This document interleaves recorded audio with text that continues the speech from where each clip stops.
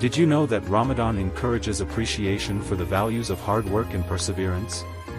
Fasting teaches Muslims the value of effort and diligence in achieving goals and self-improvement. Did you know that Ramadan calls for reflection on lifestyle patterns and prioritizing values? Abstaining from certain material comforts urges Muslims to reflect on their values and redirect their attention to spiritual matters and true life goals. Did you know that Ramadan inspires positive thinking and stimulates creativity? Fasting and meditation open doors to positive thoughts and optimism, encouraging the search for new ways to self-improve and contribute to society.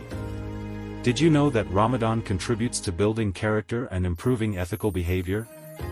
Abstaining from harmful behaviors and striving for spiritual maturity are essential parts of the Ramadan experience.